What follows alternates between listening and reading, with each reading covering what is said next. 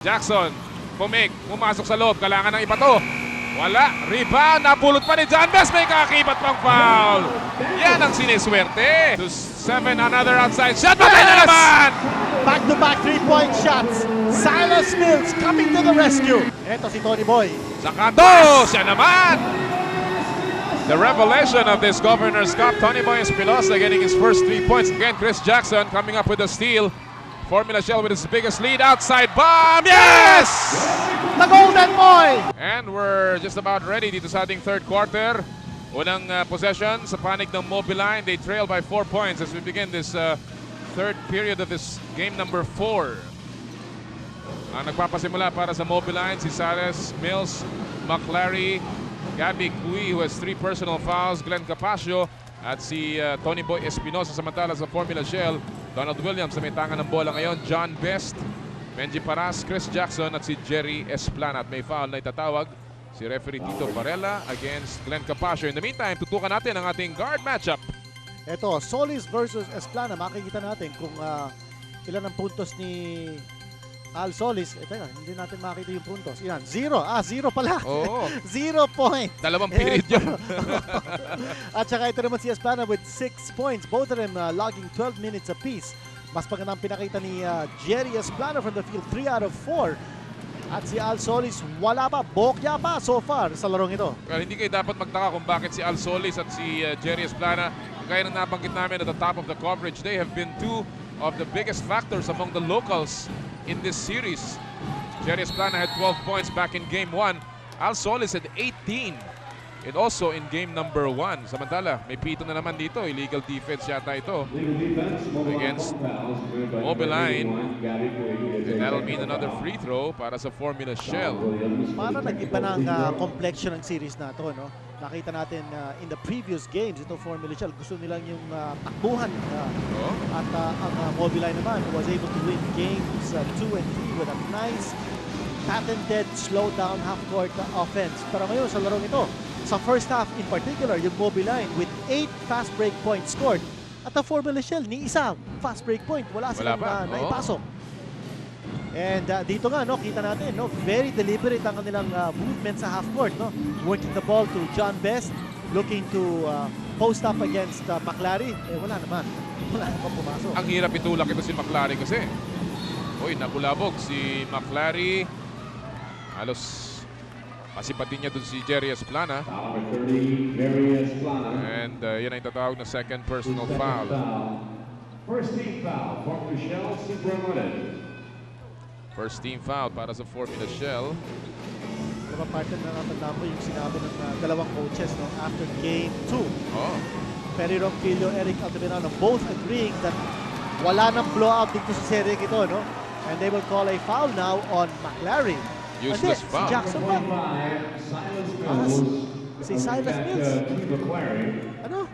Si McClary natawagan. Oh, foul si Team McClary. Tried to get the ball back from Chris Jackson after that ball was taken away from him. Well, talagang hindi na tayo makakita ng blowout dito because these two teams are just playing their hearts out here. And Donald Williams converting another floater. Total of 17 para kay Donald Williams to stretch their lead to 7. Komportable din ito si Donald Williams, no? Attacking the defense of Glenn Capasio. Kanina nakita natin si Boyan Francisco halos hindi makasabay, no, kay Donald Williams. Ngayon naman inaatake ni Donald Williams yung depensa ni Glenn Capasio. Let's see what Esplana can do. Inahabol ni Team McClary. Parang asot pusa o pusak taga. Eto, wide open shot. Pumalog. Nakakuha ni Chris Jackson. Malaking bagay yun. Nakakuha ng offensive rebound ng Formula Shell. Si Chris Jackson, kandidato na naman ating Hardy Flex. 7 boards already for Chris Jackson, and there's going to be a foul against Team McClary. Sunod-sunod na foul ni McClary dito sa third quarter. Pangalawa na yan. Mabibigyan yata ng technical. Tingnan natin. Right now, tutukan natin ang ating mga numeros sa ating Dutch Boy in the paint. Okay, offensive rebounding, lamang na lamang ang Mobiline in that department. Second chance point, ganun din, lamang ang Mobiline. At itong sinabi natin kanina, yung fast break points, lamang din ang Mobiline. Yet, in the first half, lumamang ang Formula Shell. And here's almost a steal. Yes, a completed steal. Jump ball, sabi nila. Agawang buko. Akala mo isdang natanggal sa tubig eh. Medyo nangingisay pa daw si Gabby Cui. And there's gonna be a held ball between Cui and Jerry Esplana. Here's that last play. Yan ang aksyon pagdating sa championship. Oo. At yan ang napag-usapan natin kanina, yung intensity Yan. ni Gabby Ayan, Cui. kita mo ha? Sige. Nanginginig pa. Oo. Kita mo yan. Jump ball, won by Gabby Cui. Baksak si Gabby Cui. Sabi, hindi bale, ayos lang yan. Basta nakuha yung bola. Oo. Papakamatay ako dito. Tama-tama, centennial year. 9 minutes remaining. Baksak na naman. Si And they will call McClary. the foul on McClary. Aba! Nag-iinit na yung laban na yun. Kinito ha. Offensive foul. Si McClary natawagan. Naman sunod-sunod na yun. Tatlo. Si Tim Tatlong McClary. sunod. Oh. Fouls dito sa third quarter. Joseph Alam mo- Santiago, ang team manager ng Oh. Mobiline. Ito, kita natin. Alam mo, Ano? talaga nakakainis ang depensa ni Chris Jackson. But it is McClary's fault. Talagang, ito, oh, hinawakan niya si Chris Jackson trying to disengage from Jackson. Well, Chris Jackson made the all-defensive team this year.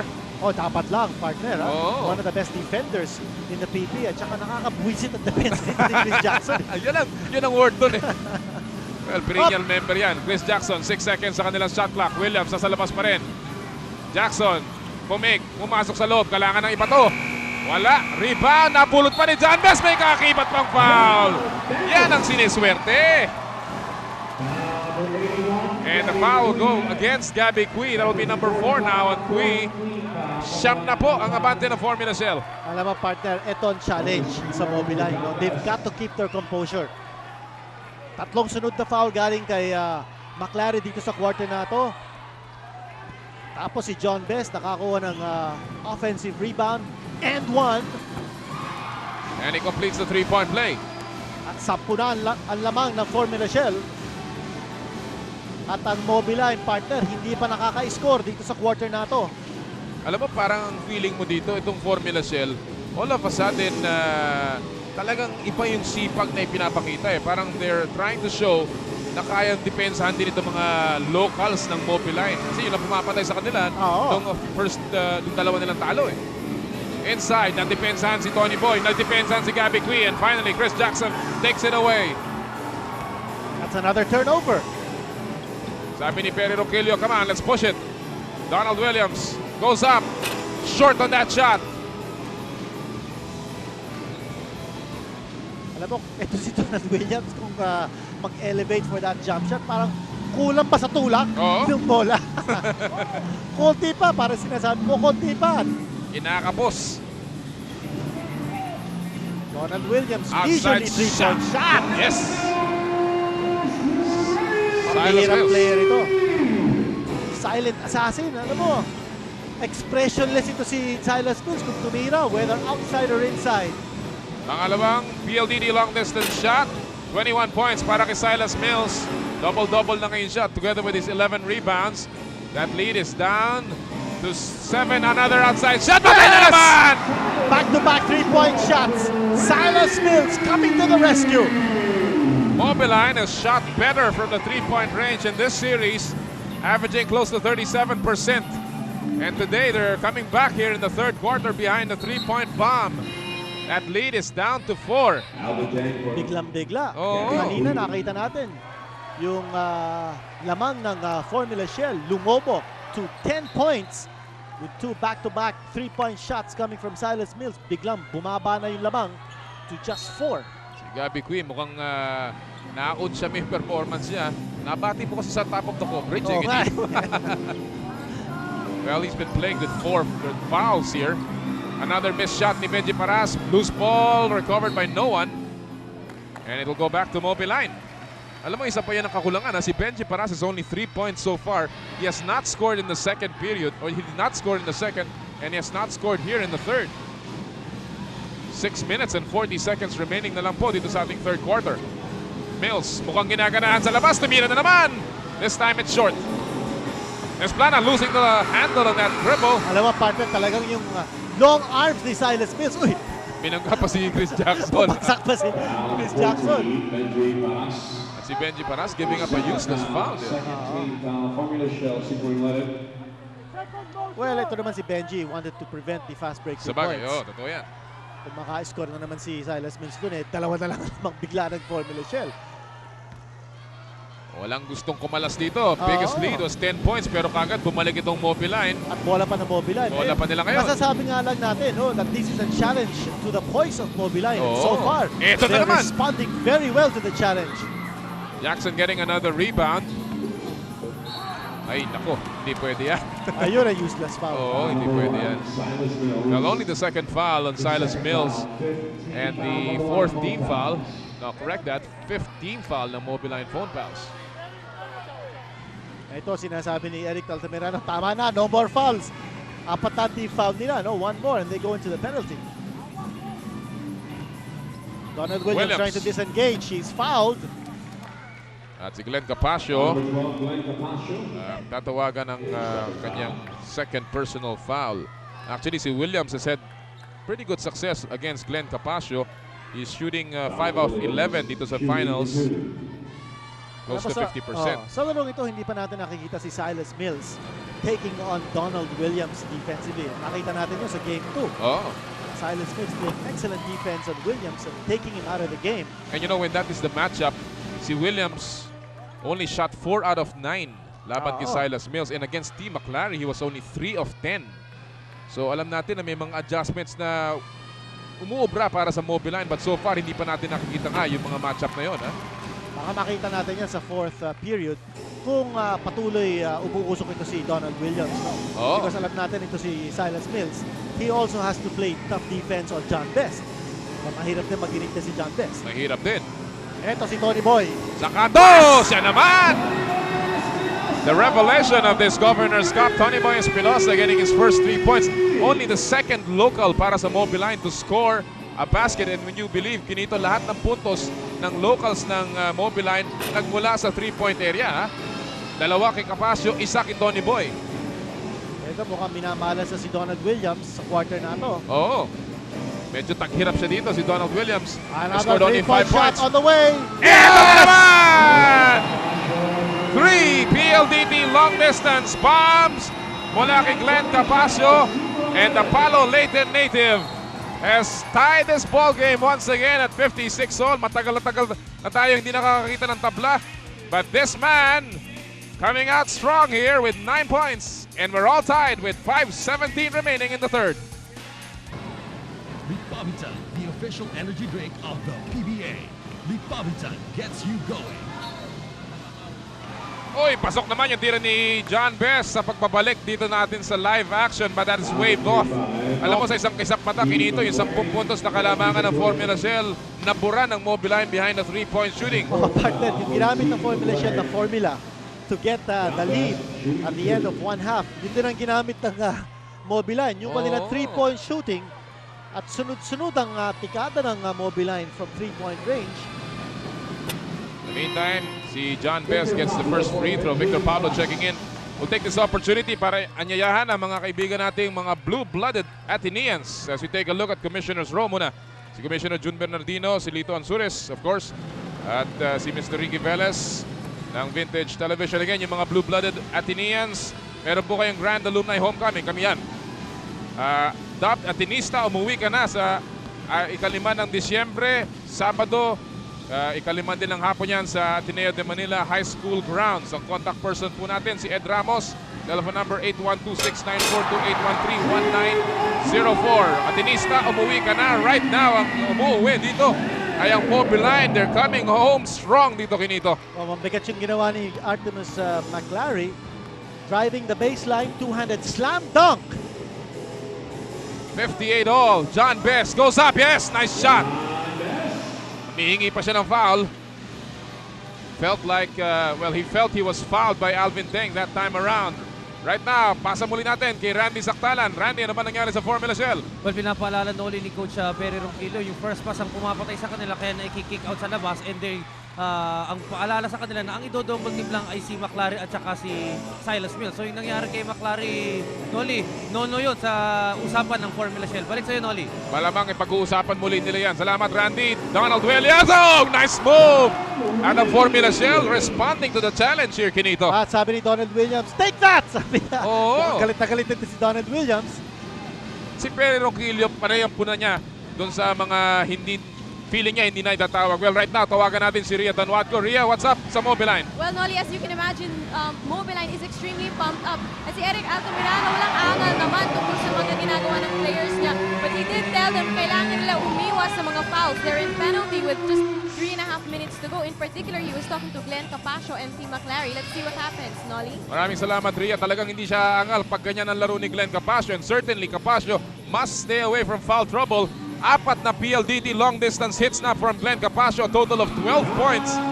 In the meantime, John Best giving Formula Shell back a 3-point lead here. Well, partner, nasa penalty situation na kasi Mobiline. Kanya, you notice that every time Mobiline has the ball, they are driving strong to the hoop and hoping to pick up another foul from Mobiline. Si Glenn Capascio is now feeling, he can feel it. Partner, si John Best na ngayon ang bumabantay kay Glenn Capascio. Ito naman yung tiro ni Silas Mills. Wala. Acrobatic move mula kay Oo. Silas Mills.